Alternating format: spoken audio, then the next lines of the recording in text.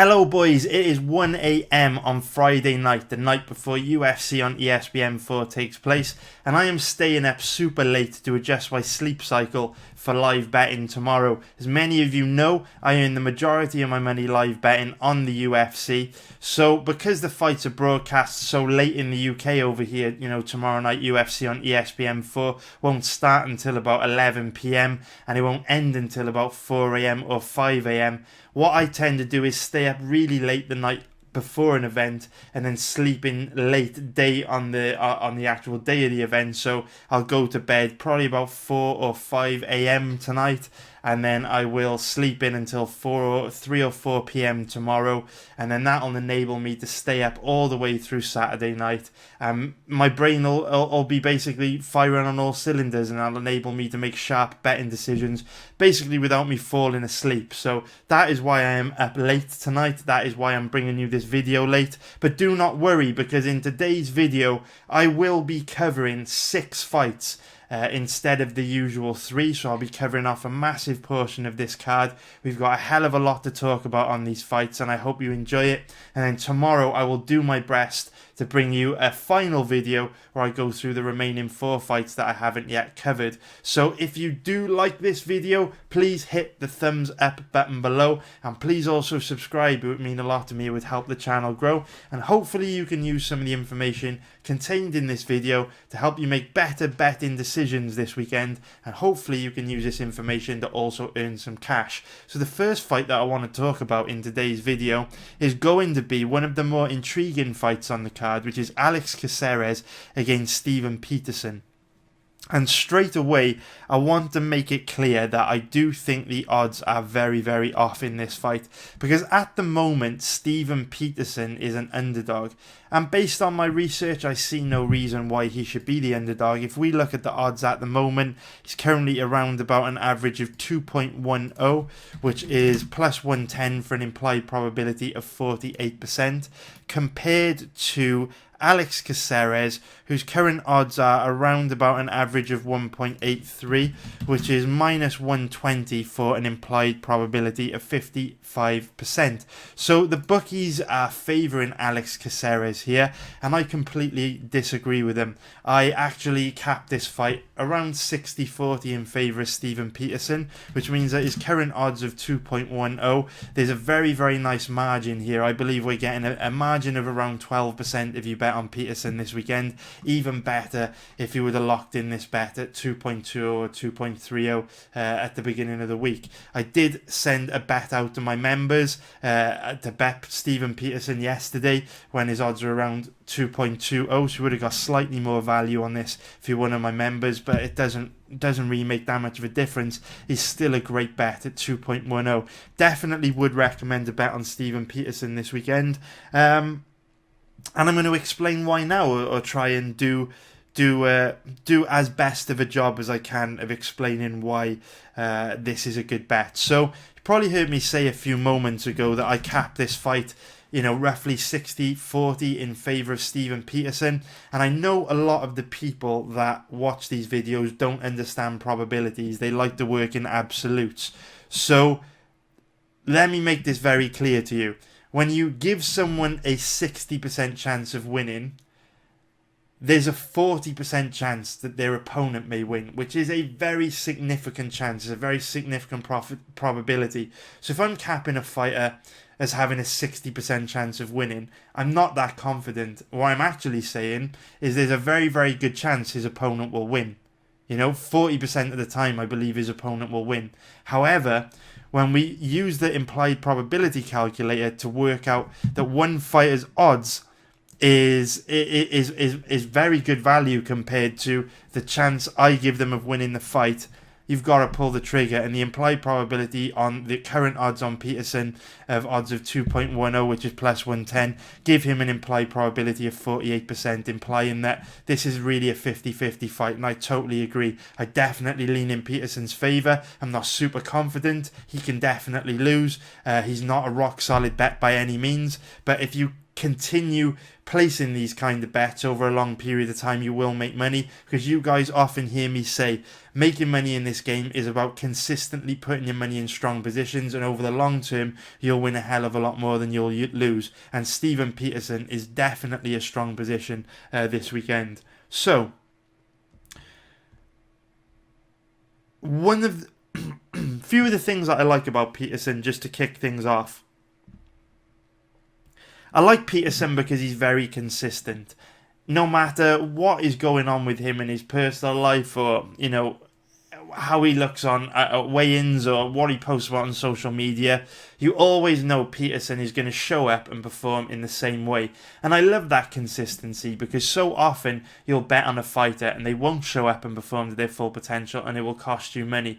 Peterson's one of those guys that is an easy fight to cap, because you always know what you're getting from him. You know, so often on this channel, in my breakdown videos, you'll hear me really indecisive and struggling to assign a probability to a fighter winning, just simply because of how inconsistent they are. You know, in part 1 of this series of videos, we talked about the fight between Raquel Pennington and Irene Aldana, and I was saying that, you know, in some fights, Irene Aldana looks like one of the best bantamweights in the world. In some fights, it looks like she could legitimately threaten Amanda Nunes for the title, but then in other fights, she looks slow, flat-footed, sluggish, and just not that impressive at all. So that's a good example of how it's difficult to bet on a lot of fighters because of how inconsistent they are. But Peterson doesn't fit into that category. Peterson is ruthlessly consistent. I also like him because he's got great cardio, he's extremely tough, and he's got a granite chin. Peterson's one of those guys, and no matter how badly you hurt him in a fight, no matter what bad of a position you put him in, he will literally keep fighting till the very end. If you bet on Peterson, you know he's always going to show up and fight for your money. And I absolutely love that. I also like his fighting style. Peterson fights with relentless pressure. He's constantly coming forward, walking his opponent down, looking to break them. And it's just a difficult style to deal with. He is a very, very heavy pressure fighter. You know, I'm not in terms of technique, but in terms of fighting style, very similar to a Justin Gaethje or a Tony Ferguson. Obviously, he's not on their level, but very, very similar. Constantly coming forward, constantly making his opponent work, constantly throwing strikes and trying to score points. And I love that, and he's very consistent at it. That strength is also in many ways his biggest weakness, because like a lot of guys with that style of fighting, as he's coming forward with total ruthless aggression, he also does take a lot of damage. And the problem with Peterson is his striking defense isn't very good. He also doesn't wear damage very well, so you'll often see him bust up quite badly in his fights, and he does tend to eat a lot of big shots. He gets dinged a lot. He has an amazing chin and he can take it, but he definitely does take a lot of damage. But the one way that you back up a pressure fighter like Steven Peterson is with boxing. You know, when someone's coming forward, you need to back them up with boxing and punches and effective boxing counters and technique. But what's interesting is I believe the reason why Alex Caceres is a favourite in this fight is because people are assuming that Alex Caceres will have an advantage when it comes to striking, which is understandable because many people make betting decisions and they evaluate the fighter's chance of winning based on win-loss records. You know, this kind of betting technique is what I like to call wiki capping, where someone will scan, you know, the win and loss records on Tapology or Sherdog or Wikipedia of two fighters, and based on who they've won and lost against, they'll make an assumption as to who has the advantages and how the fight might play out. So, you know, you can't really, you could quite easily see why people that do wiki cap fights, which make up a large percentage of people that do bet on MMA, why they would think Caceres will have an advantage when it comes to striking here, because let's be honest, he is a flashy striker. He was involved in a very, very competitive fight against Jair Rodriguez, who's a super high-level kickboxer. So understandable why you'd think Caceres has a striking advantage here. But remember, when it comes to betting on MMA and making money in this game, the devil is in the detail. And the detail of this fight is that in order to back up a fighter with Peterson's style, you need to be a good boxer. And Alex Caceres is not a good boxer. His striking all centres around his kicks, which is one of the reasons why he was so competitive with Yair Rodriguez, because Rodriguez isn't that great of a boxer either. His striking all centres around his kicks. And it is very, very difficult to back an opponent up with kicks. You know, we look at a guy like Edson Barboza, who's one of the best kickers in the lightweight division, and he struggled against Tony Ferguson and Justin Gaethje because they just basically walked him down, got into boxing range, and beat him up with their punches. He wasn't able to back them up because his main weapon is kicks. He doesn't have the boxing to go with it. And I feel that we could see Caceres struggle because he simply doesn't have the boxing to back Peterson up like some of Peterson's recent opponents like Luis Pena and Brandon Davis, who have caused him problems. So that's a very, very interesting detail to pay attention to. Like I say, to the naked eye, you may think that Alex Caceres has an advantage when it comes to striking, but I don't think he does.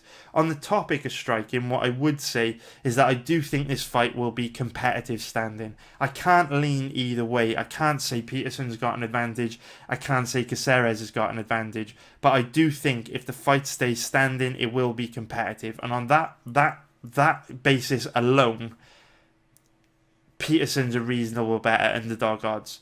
Because if it stays standing, I do think he'll make it close.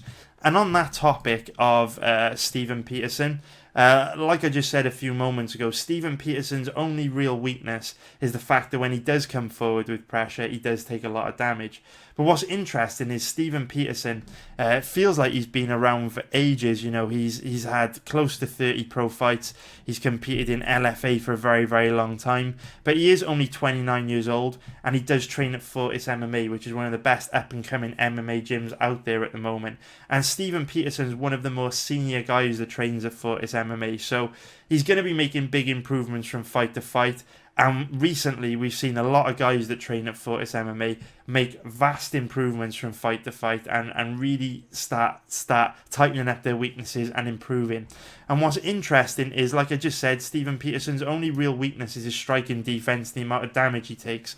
But this week, in his Fight Week interview with MMA Junkie, he did openly talk about his weaknesses and also talk about his plans to address them. So I'm just going to pop the microphone on mute, and rather than me explain what this guy said, I'm just going to let him talk and explain for himself. So here we go.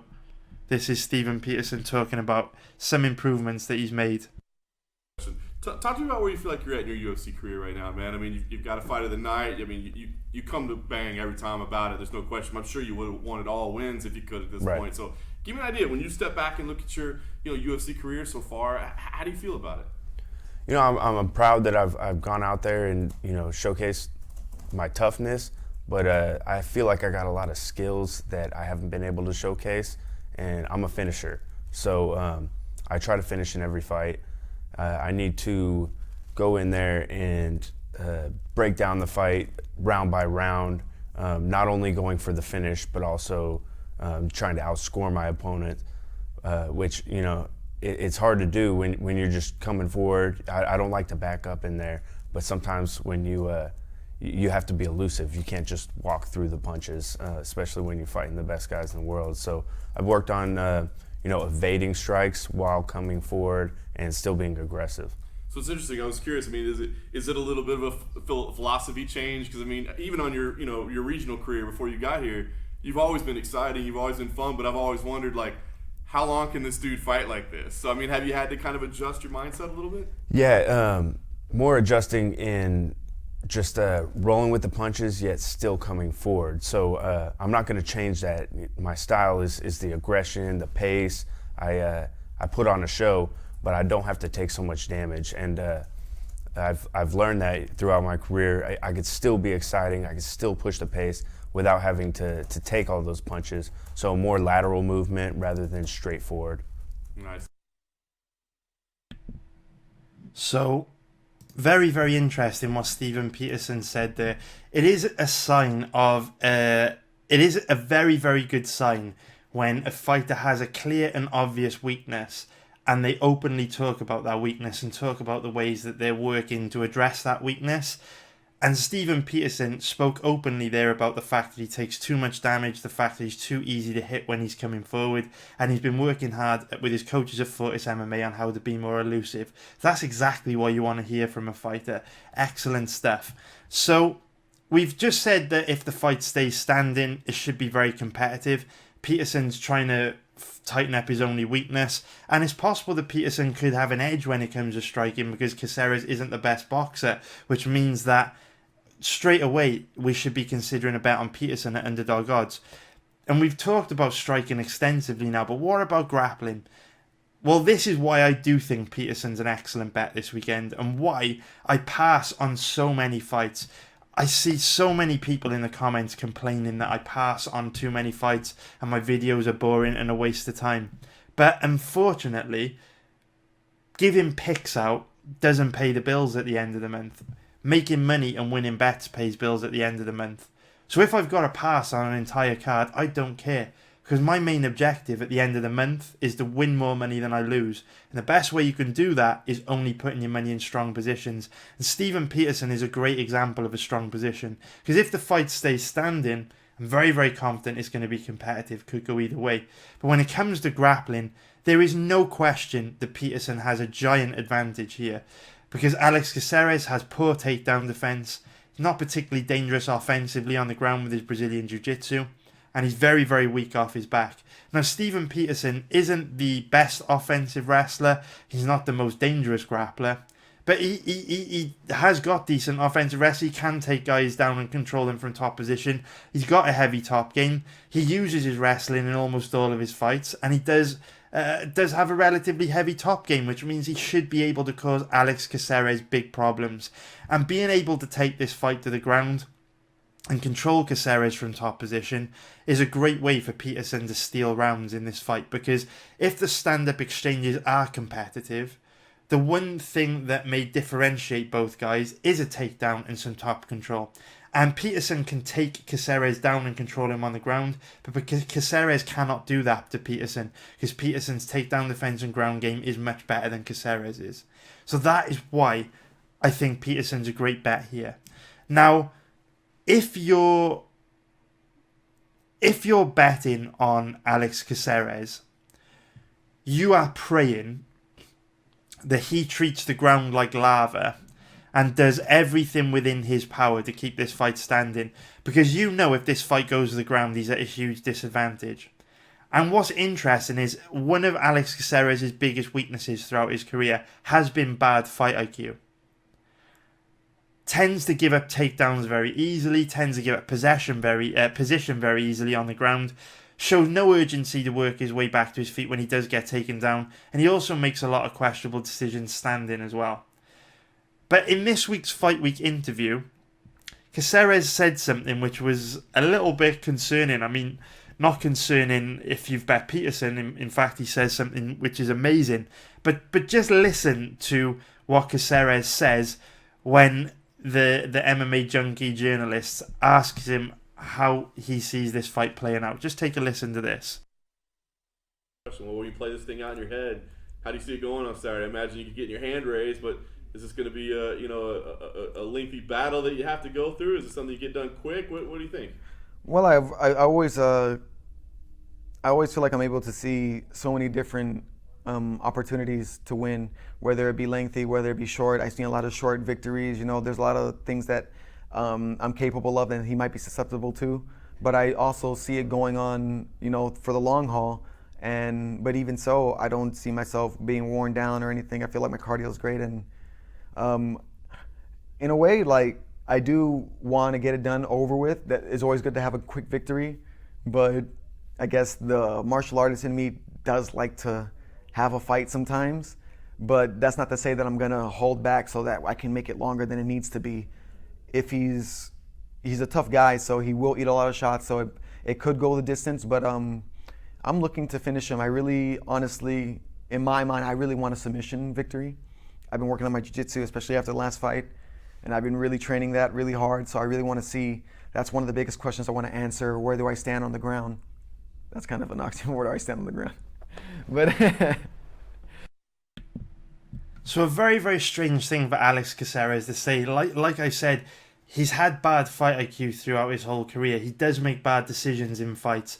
And what you want to hear in a fight week interview from Steven Peterson, when we know his main weakness is poor striking defense, you want to hear him say, I've been working hard in training to improve my striking defense and be more elusive. That's exactly what he said. You know Alex Caceres' main weakness is his takedown defense and ground game. So what you want to hear him say in a fight week interview is that I've been working really hard on my takedown defense since my last fight. I know Steven Peterson has bad striking defense, so I'm going to look to keep this fight standing, stay on the outside, and use my superior striking technique to pick him apart. Instead, Caceres says he wants to submit Peterson because he's been working on his Brazilian Jiu-Jitsu. And that indicates to me that he's open to go into the ground, which will be a big mistake because that is Peterson's world.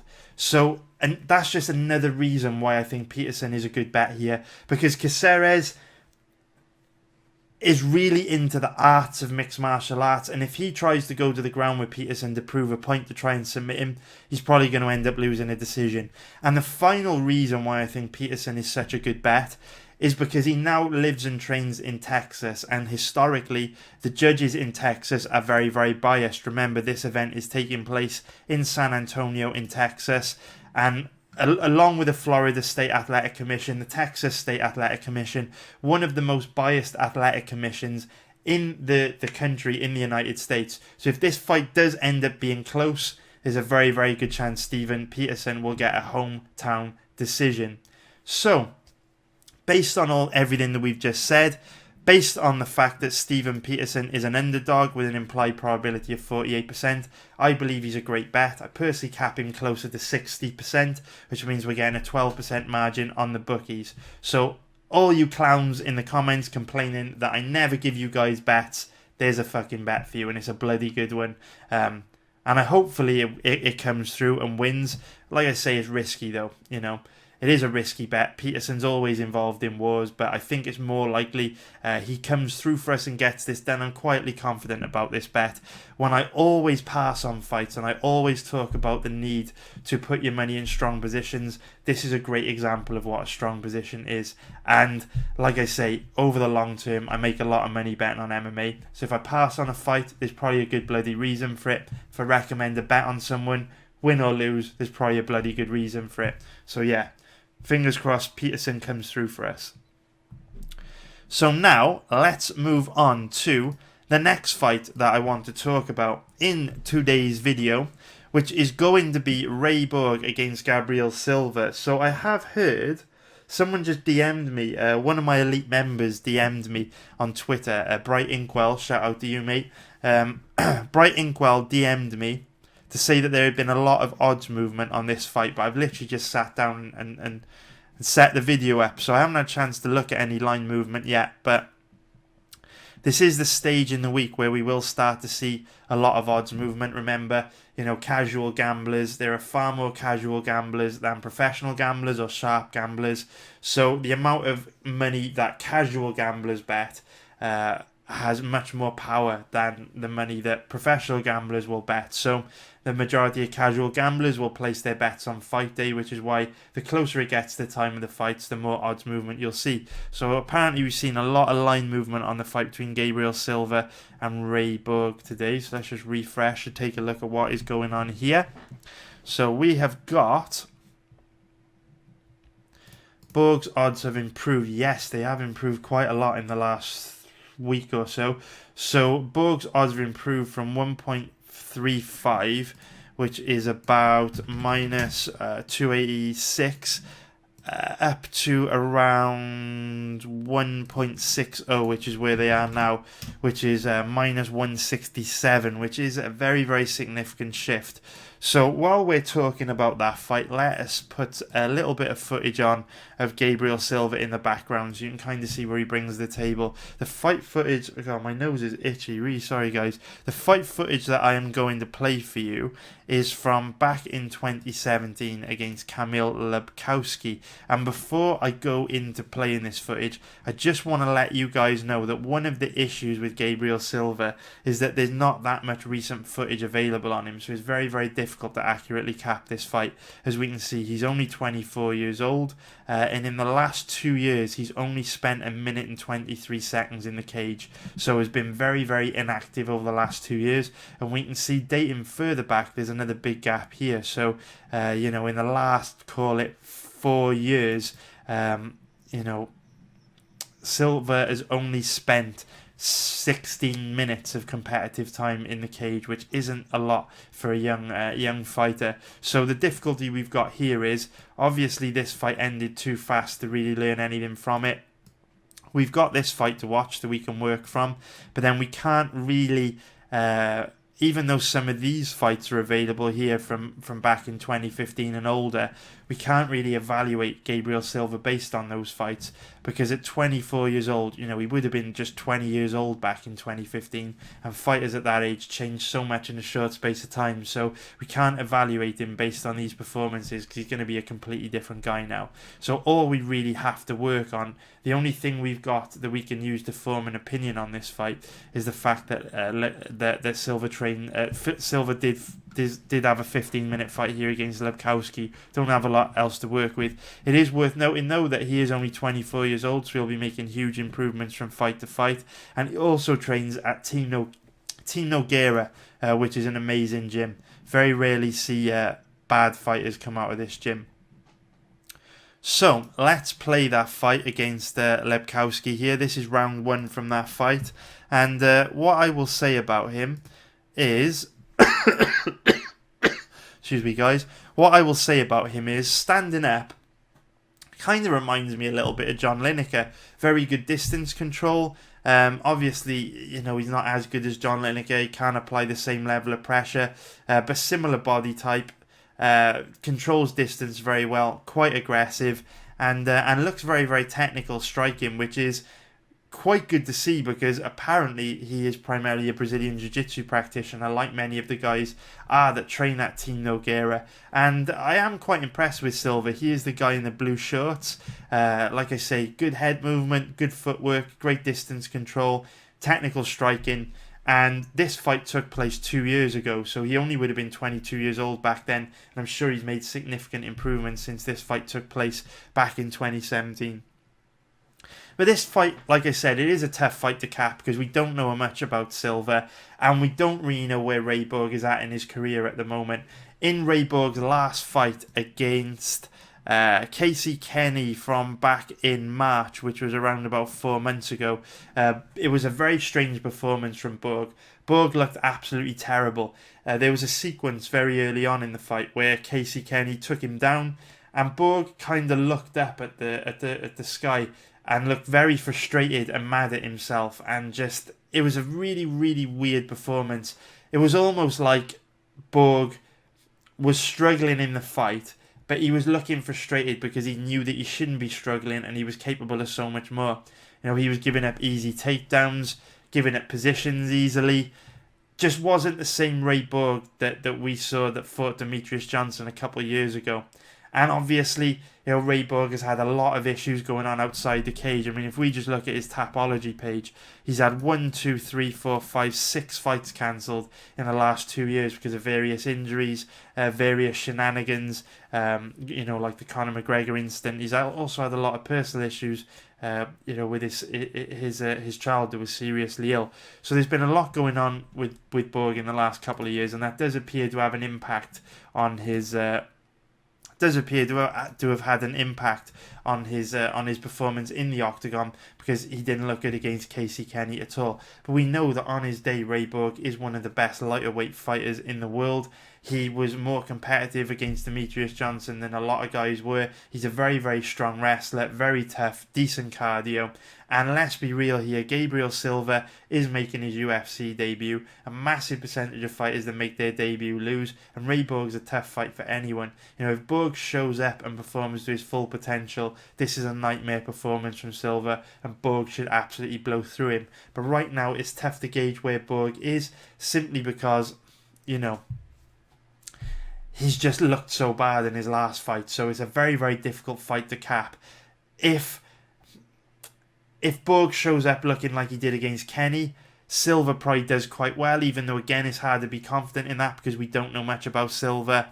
And if Borg shows up fighting like he did against Demetrius Johnson and pre 2017, probably going to dominate Silva, although again we don't know because we don't know that much about Silva. So a very, very difficult fight for betting, and I'm sorry to recommend the pass. I know it will annoy anyone that just wants the picks and they hate it when I pass, but look guys, I've just talked in depth about how strong of a bet Steven Peterson is based on all the information we've got available to us. I hope you appreciate that with a lack of information available on Gabriel Silva, with the uncertainty and the inconsistencies around where Ray Borg is currently at this point in his career, hopefully you appreciate the difference in those two fights and you understand why Peterson's a very good bet and this fight's very inconclusive and tough to form a strong opinion on. So I do recommend passing on this one.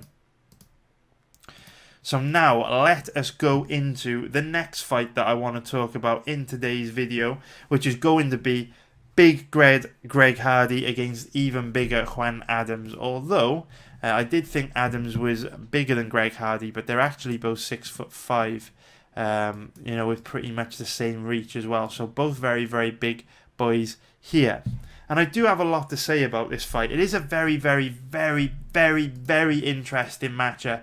When this fight was first announced, immediately I thought that Juan Adams would be a very good bet here. And then when I saw the odds and I saw that Juan Adams was around about even money, well, his odds have actually improved today. You can get him at around about 2.0 now, which is plus 100. But when I saw him in that ballpark, I thought that Juan Adams would be an amazing bet. And this fight between Hardy and Adams was one of the first fights I researched this week because I really felt it would be a good opportunity to make money.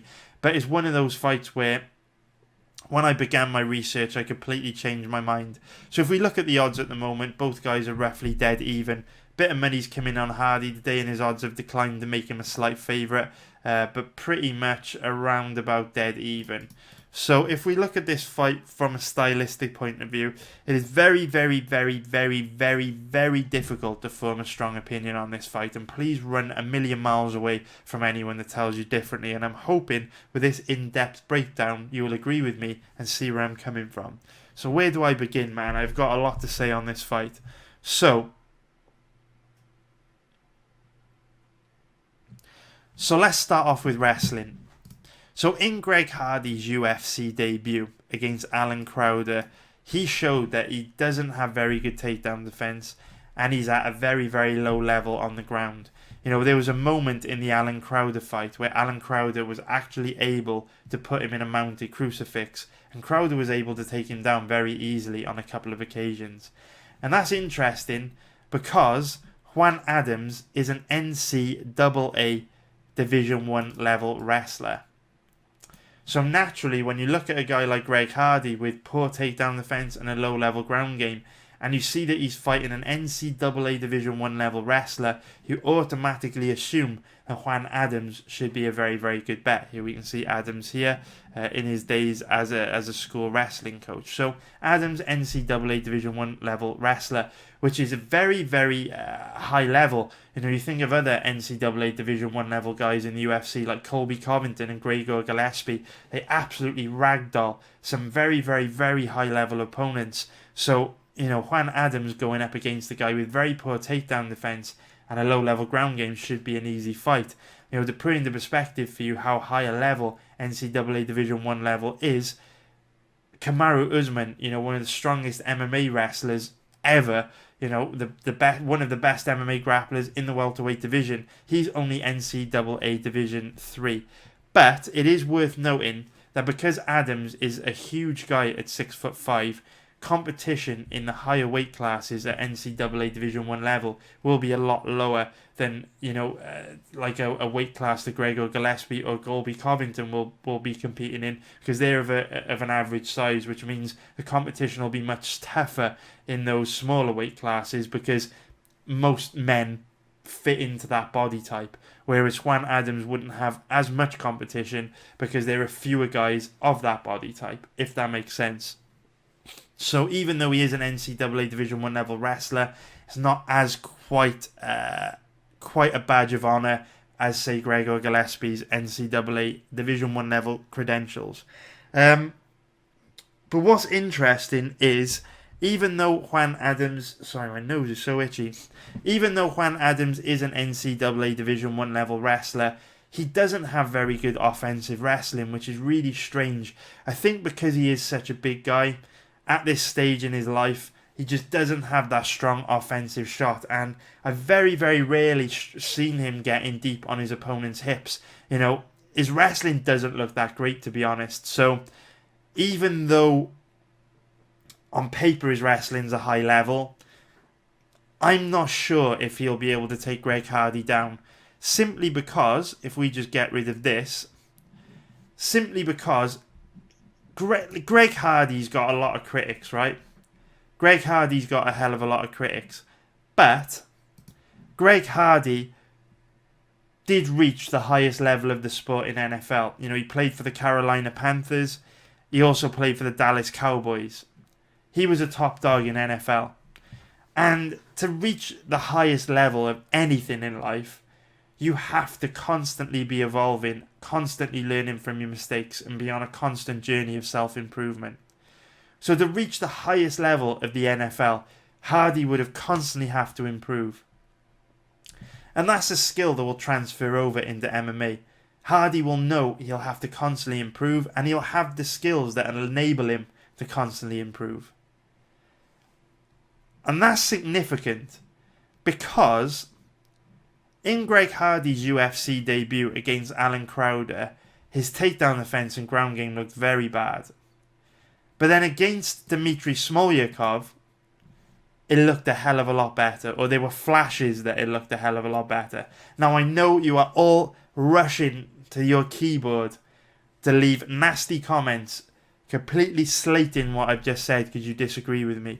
You'll say things like, how could you possibly know if Greg Hardy's takedown defense and ground game have improved? The fight only lasted 2 minutes and 15 seconds. And that's a fair point. I'm not disagreeing with you. You will also say Dmitry Smolyakov is terrible. That doesn't tell us anything about his takedown defense and ground game. I won't disagree with you. I actually agree with both those points. However, what I will say is that Dmitry Smolyakov, for all his weaknesses, is a very skilled wrestler and a very skilled grappler. So much so that he is Mamed Khalidov's wrestling coach. You can see Smolyakov here at a KSW event. So the point I'm trying to make is the picture I'm showing you here won't mean anything to most people because the majority of people watching this video aren't deep in the sport. They only care about the big fights. What I can tell you is Mamed Khalidov's MMA grappling is legendary. Very, very high level MMA grappler. Legend of the sport.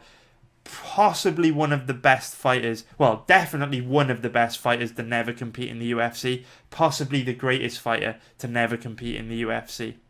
And obviously there are some big names thrown into that mix. Khalidov in his prime was that good. So I understand most people won't know who this guy is. But the fact that Smolyakov is directly responsible for this guy's grappling ability, or a large part of his grappling ability, speaks volumes as to what Smolyakov is capable of.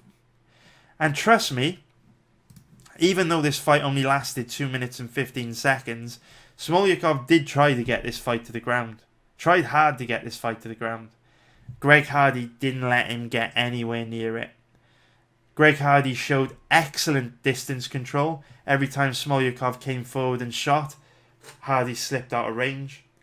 And Hardy also did a great job of preventing Smolyakov from getting anywhere near his legs. He turned Smolyakov into a panic wrestler within 2 minutes and KO'd him. So in the first fight that we saw from him in his UFC debut, Hardy, his takedown offense was terrible and his ground game was very, very bad. I mean, he got put in a mounted crucifix by Crowder, for fuck's sake. But we know he reached the highest level of the sport in NFL, which means he knows how to improve his weaknesses and learn from his mistakes. And even though the performance against Smolyakov is largely inconclusive, there were flashes in that fight that he's also made big improvements to his takedown defense.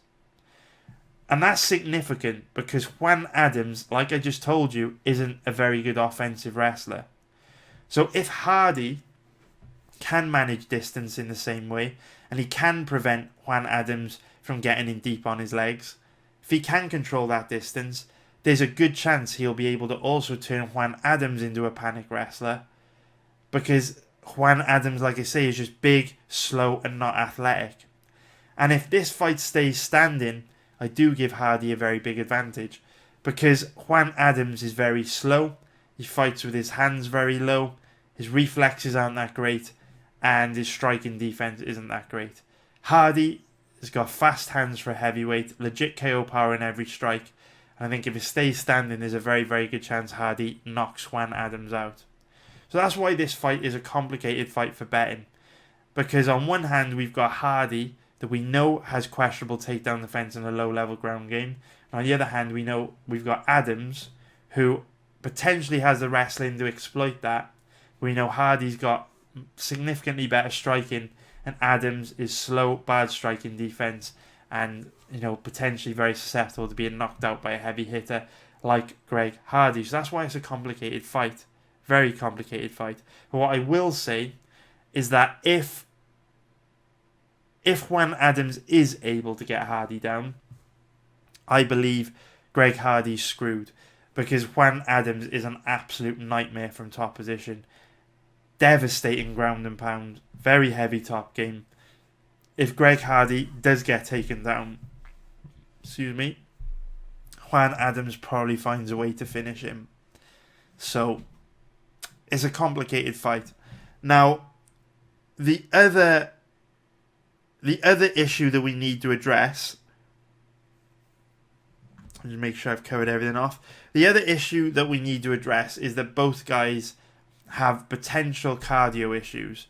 Now, it's difficult to say whether Hardy's got cardio issues, because obviously he's had 1, 2, 3, 4, 5, 6, 7, 8 fights, and 7 of the 8 have ended in the first round, and the second one ended midway through the second round. But what I would say, in his fight against Alan Crowder, he did slow down a lot in the second round.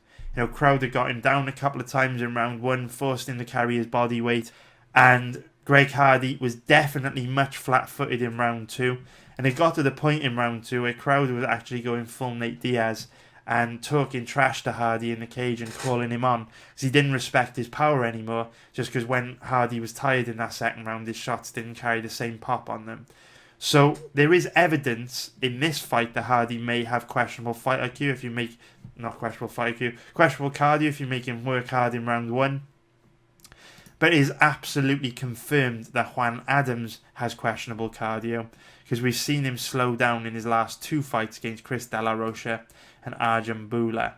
But if you've been watching my videos for a while, you might remember in my breakdown for the fight between Arjun Bula and Juan Adams, I mentioned in that breakdown the reason why I recommend not betting Adams in that fight was because he loves junk food and he loves to go out drinking, and he frequently posts on social media about all the junk food that he loves to eat. So that was a huge red flag, a reason for passing on this fight. And obviously when you're a professional athlete, you need to eat clean, you need to manage your weight. It doesn't take a rocket scientist to work out that if you eat total shit, your cardio might not be the greatest. And what's interesting is that in Juan Adams' fight week interview, again, remember, to reach the highest level of anything in life, you have to constantly learn from your mistakes and improve. Like, you guys have no idea how many times I've made mistakes as a professional gambler and had to tweak and learn from my mistakes and improve. Over the last 10 years, I've constantly been learning and improving and evolving. And to reach the UFC, you must be good at learning from your mistakes. So Juan Adams has eaten shit throughout his whole career. Not taken diet seriously, he's been a drinker. But it hasn't cost him. Similar to John Jones, who's been able to do cocaine and drugs and bang hookers and still be the best fighter in the world. People don't learn from their mistakes until it bites, those mistakes bite them in the ass. What it's like. You can You know, when you're a parent, you can tell your kid not to do something over and over and over again, but they'll keep doing it until it fucks up and it hurts them. You know, they fall over, or, you know, they upset their friend, or, you know, they get too drunk at a party and end up embarrassing themselves in front of a girl because they've thrown up everywhere, and then they never want to do that again. People have to learn by making mistakes from them for themselves. And, you know, throughout Juan Adams' career, I'm sure his coaches, everyone would have told him, you cannot keep doing this, you cannot keep drinking, you cannot keep eating shit. It's just not the right thing to do. And yet, Adams kept doing it because, look, 1, 2, 3, 4, 5, 6, 7, 8, 9 fights, it didn't cost him. He won 9 consecutive fights eating total shit. But then his cardio cost him in his last fight against Bula. He did okay in round 1 and gassed out bad and struggled. So, again, where we look at Peterson talking about his weaknesses openly, saying he's working to address them, and Caceres ignoring his weaknesses, what you want to hear from Juan Adams this week is him saying, I fucked up in the past. I took it for granted how important diet was. I got complacent. I thought I could eat wherever I wanted to and it wouldn't affect my performance. But you know what? It almost cost me against Chris De La Rocha. It did cost me against Arjun Bula. So I've cleaned my diet up. I only eat good now. I've stopped drinking and I'm training much harder. My cardio is going to be a hell of a lot better for the fight this weekend against Greg Hardy. That's what you want to hear him say. So let's take a little look-see here and see what he actually said in this MMA Junkie interview. So let's play this right now. Like anything about him, so fuck him. All right, so let's talk about your career. You know, last time out, obviously, nobody gets out of this game undefeated, right? But I got to imagine frustrating. What lessons did you take out of that fight? You know, I took a lot from that fight. I learned that this isn't a level where I can just kind of show up physically and not mentally. You know, there's been fights where you're there, you want to do the fight, and then there's fights where you're just like, God, I got to do this again, you know? And the wrong me showed up that day, and I learned that I have to do more. You know, I can't just make it a part-time thing or, you know, be a fighter when I have a fight announced. I took away from that I really need to make this more of a lifestyle for myself. So, you know, a week after that fight, I added 2 new coaches to the mix. I added, I think, a total of, I added 5 hours of boxing in for the week and 3 hours wrestling, and then I added 4 3-mile runs at varying speeds throughout the week, in addition to mobility training and an extra day of strength and conditioning. So overall, we added about 12 hours a week of training to my schedule, and we really tightened up on the diet and everything. Cut down on, you know, the other extracurriculars, so I don't party as much now, I don't go out as much, I don't drink as much now, and it paid off. You know, I only got up to 285 after that last fight and came in better shape all camp. I was able to work a little bit harder, push the boundary a little bit more than last time, and it's paid dividends. You know, just mentally I feel a lot better coming into this one. That's awesome.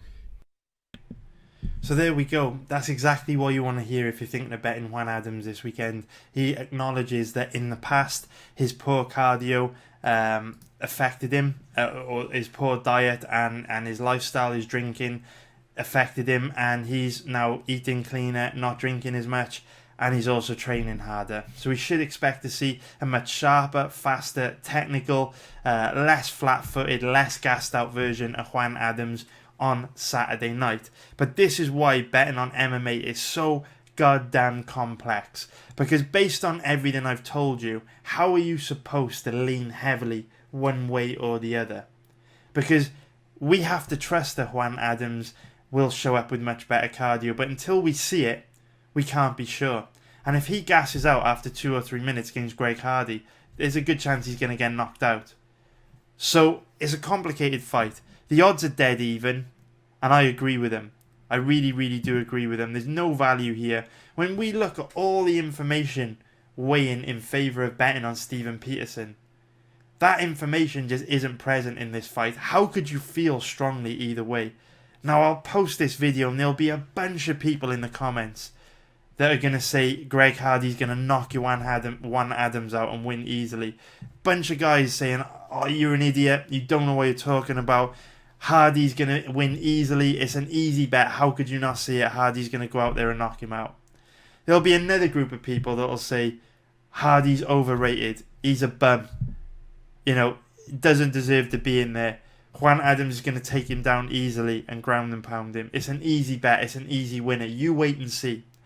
And then what will happen is, next week when I post a video for UFC 240, there'll be, depending on who wins, if Hardy wins, a load of people will be in the comments saying, I told you Hardy was going to win. Can't believe you passed. You're a fool. You should have bet Hardy. It was an easy winner. And if Juan Adams wins, there'll be an army of people in the comments saying, Adams took Hardy down easily. It was a dominant win. He ground and pounded him out in 30 seconds. How could you not know that? It was an easy winner. You're a fool. And that's just what's so funny about this game, and what is such. It just amuses me how people pick a camp either side on super complex fights and feel super strongly on one fighter in a fight where it is impossible to form a strong opinion. Because if to summarize, Greg Hardy making big improvements from fight to fight, legit KO power in every strike. Looks to be making massive improvements to his takedown defense based on flashes of things we saw against Smolyakov. Fighting Juan Adams, but we know Greg Hardy has got a low-level ground game and potentially bad takedown defense based on a crowded fight. But then in Juan Adams, we've got a guy with bad striking defense who's slow, who also slows down as the fight progresses more than Hardy, who could be susceptible to getting knocked out because his reflexes are slow and he eats a lot of big shots. Fighting Greg Hardy, who has legit KO power in every strike. So Hardy very vulnerable on the ground, Juan Adams very vulnerable standing. But they both have the skills to exploit each other's weaknesses, because Hardy's got legit KO power, Juan Adams devastating from top position. If he gets Hardy down, he's in big trouble. So please tell me, all the MMA geniuses out there, please tell me why you have a strong opinion on this fight, how you came to that conclusion, and how you are able to completely dismiss the weaknesses of the other guy that you are betting against. Because personally, I think it's a complicated fight that could go either way, and I would recommend a pass on this.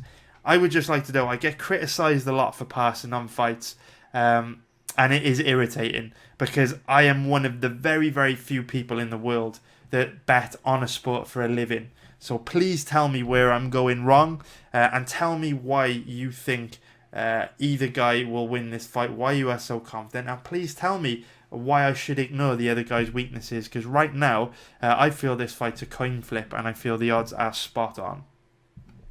And now let's go into the next fight that I want to talk about in today's video, which is Jin Soo Son against Mario Bautista. And straight away, I want to say that this is an excellent fight, a very, very high level fight. Both these guys are very, very good.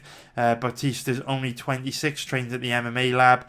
Jin Soo Son's also only 26, trains with Korean Zombie. Both these guys have got a bright future in the sport. They're excellent. They're both very, very, very, very good. But I am very high on Jin Soo Son. He is brilliant. Made his UFC debut against Peter Yan, which is no picnic. Peter Yan, one of the best bantamweights in the world. For Jin Soo Son to come into the UFC, make his UFC debut against such a tough guy, is such a difficult task. And Jin Soo Son pushed Peter Yan harder than a lot of Yan's past opponents have been able to do.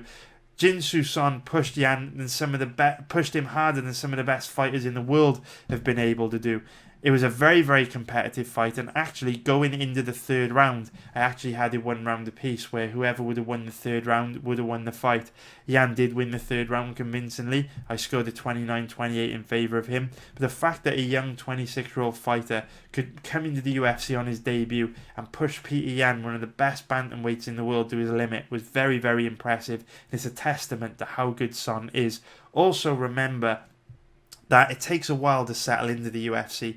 You never see the best of a fighter in their debut. It takes them a while to warm up and get used to competing under the bright lights of the biggest MMA promotion in the world. So the fact that Jin Soo Son was that good in his UFC debut, imagine how much better he's going to be in his second fight, and his third fight, and his fourth fight. So I am very, very high on him, and I'm excited to see how he looks this weekend against Mario Bautista. Now, the unfortunate thing is, all his advantages come at a cost because he is a relatively big favourite. If we look at his odds at the moment, currently around about 1.50, which is minus 200 for an implied probability of 67%. So to gain any value on him here, you would have to give him a 73% or better chance of winning, which is a bit of a stretch because Mario Bautista is no joke. Now, I do think that Jinsu Son is better than him everywhere, but Bautista is also decent. Bautista, very good footwork, very good boxing, decent wrestling, quite difficult to take down, and also has a high-level ground game. And you also know at 26 years old, training at a great gym like MMA Lab, he's going to be making big improvements from fight to fight. Now, I do love Jin Son's style of fighting. Throws a high volume of strikes per round. He's got a granite chin, can fight at a high pace for 3 rounds. Excellent reactive double leg takedown, high level ground game, heavy top game. He's a nightmare opponent, difficult opponent for Bautista, and I think he does beat Bautista. My issue is, it's still very early on in these boys' careers. We still don't know a lot about Bautista. Not a lot of footage is available online of Son. It's really only the Peter Yan fight.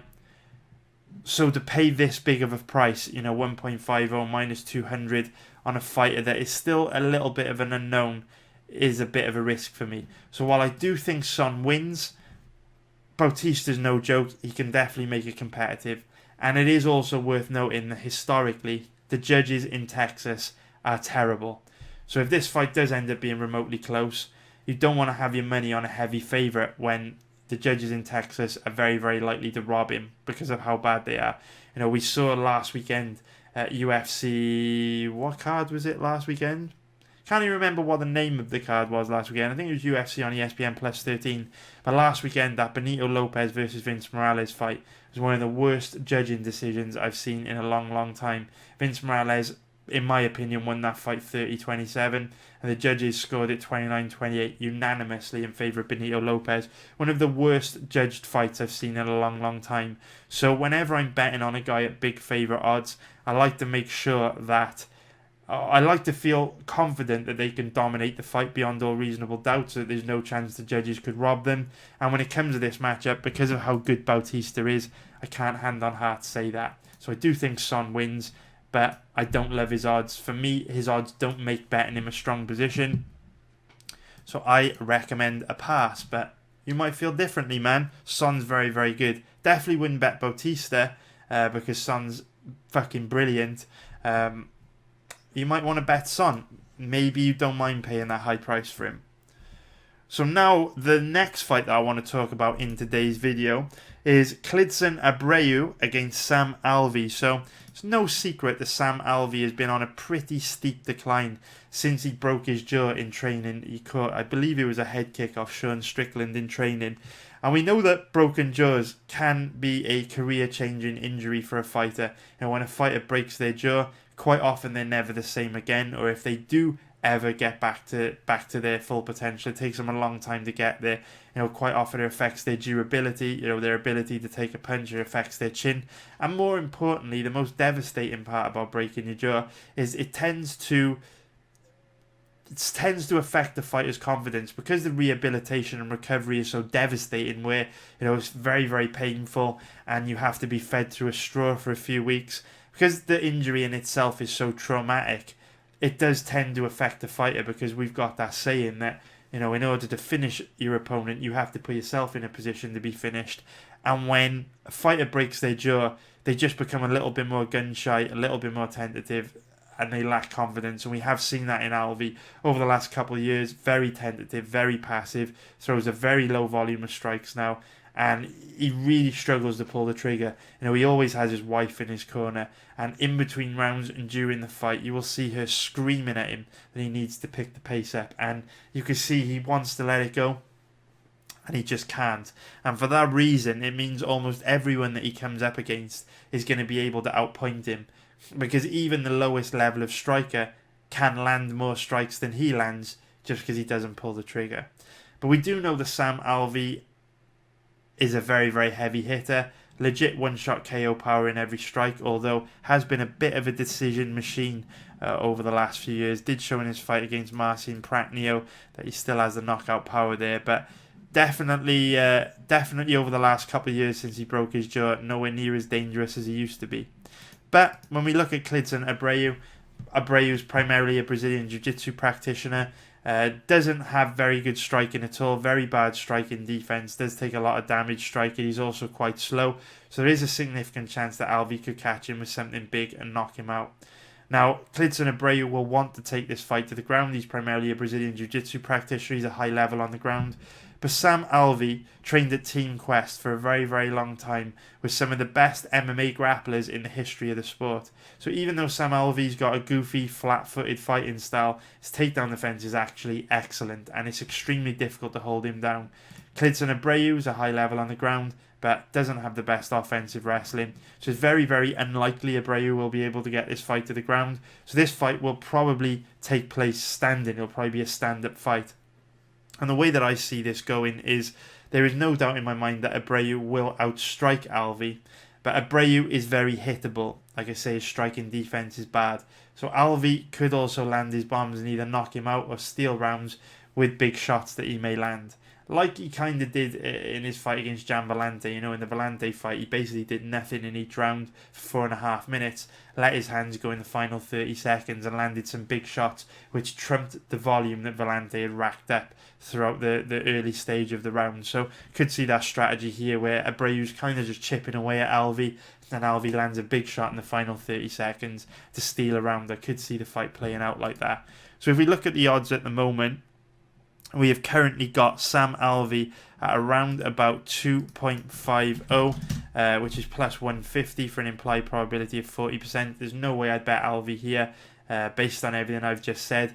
I don't want to bet on a guy with a puncher's chance, no matter how significant that puncher's chance may be. I want to be sure that the guy that I bet, if it does go the distance, can win the fight on merit by outworking his opponent, and I don't feel that's the case with Alvey. I feel that if this fight does go the distance, it's a lot more likely Abreu wins throughout striking him over the course of 3 rounds. So then if we look at the odds on Klidson Abreu, he is currently around about a 1.60 favourite, which is minus 167 for an implied probability of 43%. And, you know, I'm not rushing out to bet Abreu either. I mean, if we look at the implied probability, 63%, to get any value on him here, you'd really have to cap him at around about 70%. And that's hard to do. I mean, 70% is a massive probability to assign a fighter. And we know he's got bad striking defense. We know Alvey hits very hard. So, again, I'm only looking to put my money in strong positions. I do this for a living. As much as the smart asses want to criticise me in the comments for my conservative style of betting, I can tell you that with 10 years of experience, tight is right. And taking the sniper approach and only putting your money in strong positions is the best way to earn a living from gambling. Is the safest way and the smartest way. So while Abreu probably wins, it would be very aggressive and very unrealistic to cap him at 70% based on how bad his striking defense is. So I'm just going to pass because I like money. You know, I don't care about being the smartest guy in the bar. I don't care about giving out picks. I don't care about picks percentages. I don't care about any of that stuff. I don't care about getting into dick measuring contests with people. All I care about is traveling to nice places, buying very nice cars, living in a nice area, and living a comfortable life. And the best way I can achieve those goals is by consistently putting my money in strong positions. And on many of these fights, like Abreu versus Alvey, there ain't no strong positions. And I need a new car, boys. I need a new car by the beginning of next year. I need a new car. And if I start betting on fucking guys like Greg Hardy or Juan Adams or Sam Alvey or Klidson Abreu, I ain't going to be able to afford my new car. So I like money. I don't care about being the smartest guy in the bar. You know, if you don't understand that philosophy, if you don't agree with that philosophy, there are a bunch of other wiki cappers that you could go watch on YouTube. So go check those bozos out instead. But if you are serious about making money, I suggest you hang around because I actually know what I'm talking about. And the proof is in the pudding, as they say. I've been doing this a long time. So now let us get on to the final fight that I want to talk about in today's video, which is going to be Andre the Pitbull Arlovski against Ben Rothwell. And this is retirement weight division fight. Andrei Arlovski, that is one hell of a middle name as well. Valerievich. Very, very nice. So Andrei Arlovski, 40 years old, against Ben Rothwell, 37 years old. Both guys have had issues with PEDs over the years, USADA, TRT, all that shit. So that's a level playing field. Both guys probably built their careers on PEDs, so we can move on quickly from that. But at their age, even though heavyweights peak later on in their career, there's no secret at all that the best days are behind them for both guys. Andrei Arlovski, nowhere near as sharp or powerful as he used to be. His takedown defense is nowhere near as he used to be. And also Ben Rothwell, quite slow and sloppy at this stage in his career at 37 years old. And I want to start off on that note because I went back and watched Ben Rothwell's last fight against Blagoy Ivanov in the cold light of day. And he looked absolutely terrible. At the time, it was a fight that was up for a lot of debate. The judges scored it, I believe it was 29-28 unanimously in favour of Ivanov. And a lot of people disagreed with that decision. Now, at the time, I live bet Blagoy Ivanov and I made quite a lot of money on him. And at the time, I also scored the fight in favour of Ivanov. And I was surprised that so many people scored the fight for Rothwell. And after going back and watching the fight again, earlier on today in the cold light of day, I can tell you that fights like this just illustrate to me how the majority of people do not understand how to score MMA fights. Now, a long time ago in Bethlehem, there was a scoring criteria in MMA which said that octagon control, the guy that is moving forward, the guy that is dictating the pace or initiating the action should score points for that. It was called octagon control. But then, thankfully, in 2017, a group of guys got together, led by John McCarthy, a group of officials in MMA, and they said, hang on a minute. For the last 23 years, we have awarded points to fighters in favour of controlling the centre of the octagon and walking forward and calling that octagon control. But that penalises counter-strikers, which is a legitimate tactic and technique in martial arts. Taekwondo and karate are fucking based on counter-striking. And technically speaking, if you are outstriking your opponent using a counter-striking style, technically isn't that also octagon control? Because it doesn't matter what position in the octagon you're standing in. If you're controlling the range and the exchanges and you're outstriking your opponent from the outside, that should be considered octagon control. It doesn't matter if you're walking forward or not. So in 2017, there was a rule change which outlawed octagon control and made it basically a non-existent scoring factor. Octagon control should not be taken into consideration anymore to make counter-striking a more effective tactic. Now, if you watch the fight between Ben Rothwell and Blagoy Ivanov, based on the old scoring, pre-2017, you can make a very strong case that Ben Rothwell won that fight. He controlled the centre of the octagon, he initiated all the striking exchanges, he was the aggressor, he had the octagon control. But he did fuck all else. He really did do fuck all else. Didn't really land much on Ivanov, was very, very ineffective. And Ivanov effectively outstruck him from the outside. So when I see a lot of people scoring a fight in favour of Rothwell over Ivanov, that just says to me that people haven't brushed up on the new scoring criteria and they don't know how to score fights. Because Rothwell looked terrible. All he did was walk Ivanov down and just basically walk on the big shots. If you look at Rothwell at the end of the fight, he's bloodied and busted up because he was constantly walking forward, throwing really sloppy, slow hooks and just getting lit up by Ivanov. Now, not lit up in the sense that fucking Ivanov was landing 7-strike combos with fucking elbows and fucking knees and fucking 4-strike punch combos. I don't mean lit up like that. What I mean is, as Rothwell was coming forward, Ivanov was landing the 1-2s and Rothwell wasn't answering with a lot, which is why Rothwell was quite busted up at the end of the fight. So Ivanov won the fight clear. It was excellent judging in my opinion, and Rothwell looked very, very bad in his last fight. Very, very bad indeed. But you would expect him to look bad because he had been out for 2016 after a run-in with...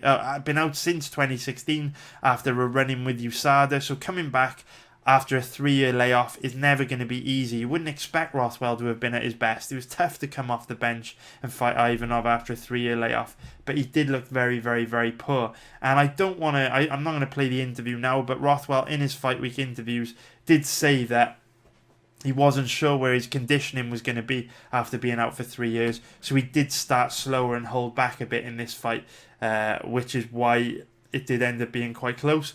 And he said that now, getting back in there, going 3 rounds with Ivanov, he's learned a bit more about what he's capable of at this stage in his career at 37, and he said he's going to look a lot better this weekend at Andrei Arlovski. So that's something to pay attention to as well.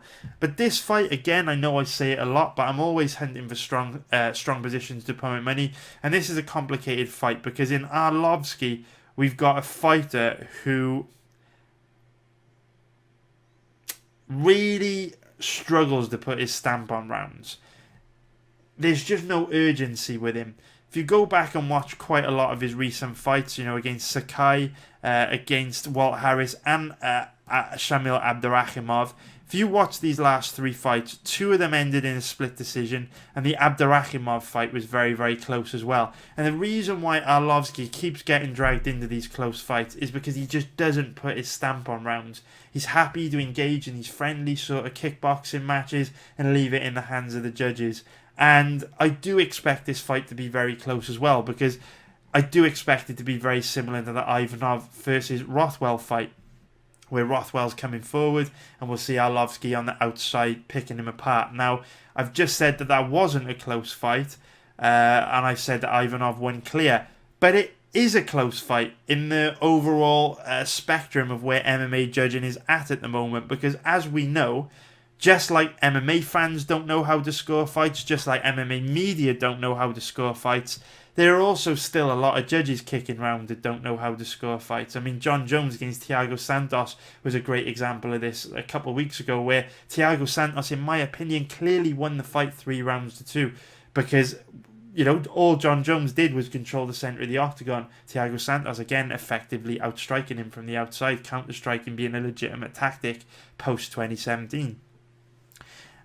And that's interesting because we know a lot of judges are still using the old scoring criteria, and we know that the Texas judges are very, very, very bad. So even if Arlovski does outstrike Ivanov from the outside, it still might not be enough. If the judges are shit and they still use the old scoring, or the Texas judges are notoriously bad, they might score the fight in favour of Rothwell, which is complicated. Also, one thing that's worth knowing is I do give Arlovski quite a big advantage when it comes to striking, even though he's quite passive. Should be able to outstrike Rothwell. Rothwell's striking defense and reflexes look completely shot against Ivanov, and offensively with his punches he's very slow and sloppy as well. But it is worth noting that Ben Rothwell should have quite a big advantage on the ground. And I mean, throughout Arlovski's career, he's had excellent takedown defense, but his takedown defense is definitely not where it used to be. However, we barely ever see Rothwell try to take his opponents down, so this fight probably will be a stand-up fight. So if we look at this fight from a betting point of view, it's interesting because I've just slated Ben Rothwell, and if we look at the odds, Arlovski's quite a big underdog. So Arlovski at the moment is 2.60, which is plus 160 for an implied probability of about 40%. Let's just call it 40. And then we have got Ben Rothwell currently around about an average of 1.57, which is minus... Hang on a minute. 1.57, which is minus 175 for an implied probability of 64%. So give or take a few percent out either way. Judges are capping this fight in favour, or capping this fight at roughly 60-40 in favour of Rothwell, which I'm not sure I agree with.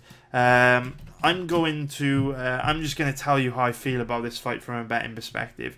So I don't think Arlovski is a bad bet, because I personally, based on their recent performances, capped this fight closer to 50-50. Now, full disclosure, I'm not betting Arlovski this weekend, simply because I made a lot of money with my 2 bets last weekend. I'm I'm quietly confident Peterson's going to come through for us on Saturday night. And I've also seen 2 or 3 bets next weekend at UFC 240 on that Holloway Edgar fight card that I like a lot. There are 2 or 3 very, very solid bets on the next card. I think Peterson's going to come through for us on this card. And last week I made a hell of a lot of money. So July is shaping up to be quite a strong month for me. And again, I don't care about being the smartest guy at the bar. I don't care about chasing plus EV bets or value. I just want to consistently crush it and make money. I only care about money. I'm interested in getting into a dick measuring contest. And a lot of the guys that talk about these plus EV bets have never made money gambling in their life. Because again, I will use the example that plus EV situations only work in mathematically repeatable situations. So a coin flip, for example. If you flip a coin 1,000,000 times, you're roughly going to get a 50-50 outcome on head or tails. But if you flip the coin 500 times, it might be closer to 55-45 or 60-40. And you need to make sure that if you're betting on situations like that, you're getting a very good margin.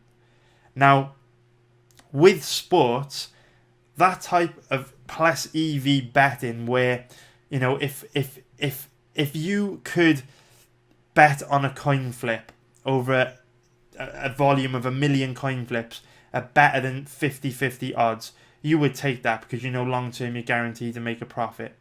Because that coin flip is repeatable under the same circumstances over a large volume of bets. If you were doing it over the flip of 500 coin flips, it would be a lot more risky. You couldn't be sure it'd come out at 50-50. You couldn't be sure you'd make a profit.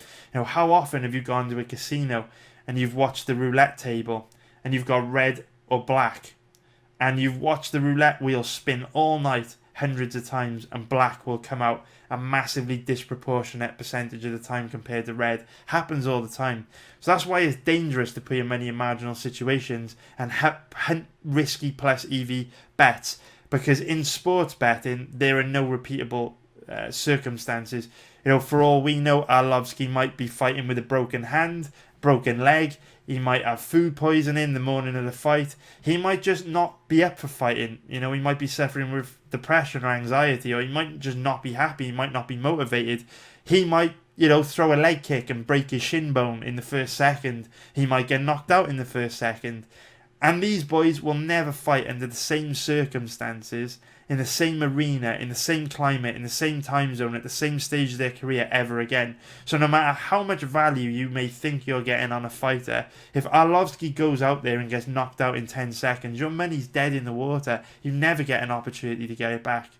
You could in sports betting, you could place 1,000 plus EV bets and lose all of them, because there are no mathematically repeatable circumstances. And a lot of people will disagree with this philosophy. And those people tend to be still working a job and they've never made any amount of significant money from gambling their whole life. I look you dead in the eye and tell you I make a living betting on MMA, and I know what the fuck I'm talking about. I've experimented with lots of different betting strategies over the world, and I can assure you that keeping things tight and only putting your money in strong positions is the only way to make money in this game. Is Arlovski a strong position? It's very debatable. It is very, very debatable, because let's be real here. We know he's tentative and passive and he struggles to put his stamp on rounds. We know Texas judges are bad. We know he's at a disadvantage on the ground. We know Rothwell's going to come forward relentlessly and be aggressive. Is there value here? There probably is a bit of value. I do think this fight's closer to 50-50, but it's very possible Arlovski doesn't show up because of how inconsistent he's been over the last few years. And it's very possible Rothwell improves a lot after his Ivanov fight and comes out way more aggressive and wins this fight. I mean, look at it, guys, right? You can bet on Arlovski this weekend as a decent underdog. But look at his record over the last few years. He's 1, 2, 3, 4, 5, 6, 7, 8, 9. He's 2-9 in his last 11 fights. And look at his last 3 fights against Sakai, Harris and Abdurakhimov. Those fights were so close. And they didn't need to be. Arlovski could have beaten those 3 guys if he just would have gone up a gear, just would have shown a little bit more urgency, just worked slightly harder to put his stamp on rounds. He wasn't gassed out in these fights, he just didn't pull the trigger. Didn't do as much as he could have or should have. He left it in the hands of the judges, he was passive and it cost him. Do you want to bet on that kind of guy? If I go out this weekend and I bet £2,000 on Andrei Arlovski, which is around about what I'd bet on a high risk bet. So if ever you hear me say, I'm betting on a high risk bet this weekend. So for example, Stephen Peterson, I'll bet about £2,000 on him, right? I know when I bet on Stephen Peterson, he always shows up and performs to the best of his ability. He's tough as fuck. It's a good stylistic matchup for him against Caceres. And he has identified in fight week interviews that he's trying to tighten up his weaknesses. So that's a good investment. That's a strong position to put my money. If I bet on Arlovski, I might just see him stick and move on the outside for 15 minutes, landing the odd shot, but being quite passive, not really putting his stamp on rounds, and end up resulting in me sweating the decision in a will probably be a close fight. Now, if I bet on Stephen Peterson and it wins, that's a nice bag of cash I've got, yeah? If I bet on Andrei Arlovski and he loses, my profits disappear into thin air. So that's why I am very, very, very heavily in favour of only putting my money in strong positions, because again, I like nice cars. I like to travel the world and visit nice places. I like to wear nice clothes. And I like to live a stress-free life where I don't need to work for anyone. I can earn all my money from gambling. And I don't have a care in the world. I could be my own boss. That's what I like. Trust me, the best way to do that is to only put your money in strong positions. And while there is value on Arlovski, it is a plus EV situation. If Arlovski underperforms, puts in another passive performance, or gets outpointed, or gets knocked out inside 30 seconds, your money's dead in the water. And no matter how much value you think you got, you'll never get an opportunity to win it back, because this isn't a repeatable outcome. So make your own mind up, man. Make your own mind up. I don't think Arlovski's a bad bet. I will tell you that much. But I definitely don't think it's a safe bet either. I think it's super risky. Make your own decision, man. I'm not personally going to bet him, but if you're a little bit looser, if you don't mind taking that gamble, taking that risk, I do think Arlovski is one of the best underdog bets on the card, just because Rothwell looked very bad against Blagoy Ivanov. And, if we look at it, Ivanov is one of the smaller heavyweights at 5'11". Rothwell is a very, very large heavyweight at 6'4" with a huge 80-inch reach. Now, Ivanov's only got a 73-inch reach. Rothwell had a 7-inch reach advantage on him. If Rothwell couldn't get inside and outbox a guy like Ivanov, he's probably going to struggle bad against a guy that's pretty much roughly the same size as him, 6'3", 77-inch reach. Or, even though he's a little bit smaller, definitely a hell of a lot bigger than Ivanov. So that's something for you to think about. With that being said, guys, that's it for tonight's video. It's actually Saturday already. It is now 2:30 a.m. I believe I've been recording for about an hour and a half. So yeah, that's it, boys. I hope you enjoyed the video. I hope you appreciated the advice. Hope you crush it this weekend and make a fucking boatload of money. And I will work really, really, really hard to try and get another video out for you on fight day, where I'll cover the final 4 fights that I haven't had a chance to talk about yet. Don't know if I'll have time to do it. I promise you I'll fucking bust my balls and work hard to do it. And you know what, guys? It's not a lack of time, and it's not a lack of energy or drive or passion that is preventing me from bringing you regular videos at the moment. I really, really want to be pumping these videos out. I do have the time to pump them out.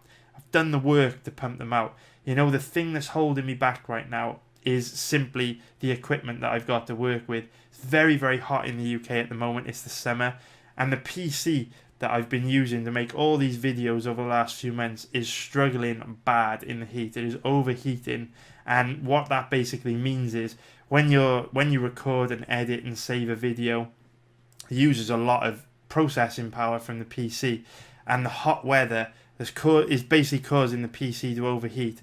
and it's just not working anywhere near as well as it did when the weather was like room temperature. It was cool, it was like 18, 20 degrees. It is really struggling. So to give you an idea of how bad it's struggling at the moment, it's currently taking 6 to 8 hours to record, edit and upload. Record, edit, save and upload one video. So that's why I'm really struggling to get these videos out at the moment. The hot weather is fucking murking my computer. Now I know what you're thinking, why don't you just go out and buy a new computer? Well, I could, but the problem is, the kind of computer you need for producing these kind of videos, you can't just go to a shop and fucking buy it. You have to build it because you need high level components. You know, RTX 1080s, you know, 996X i9 processors. You're talking about that level of equipment. You can't just go buy a PC, you've got to spec it and build it yourself, which takes time. You also have all your stuff on this existing computer, which you need to move over to the other one, which also takes a lot of time. And I just don't have time. I'm a busy motherfucker. I have a lot of work all the time. You know, researching a UFC fight card takes 30 to 40 hours a time. So at the moment, I just don't have time to build that PC.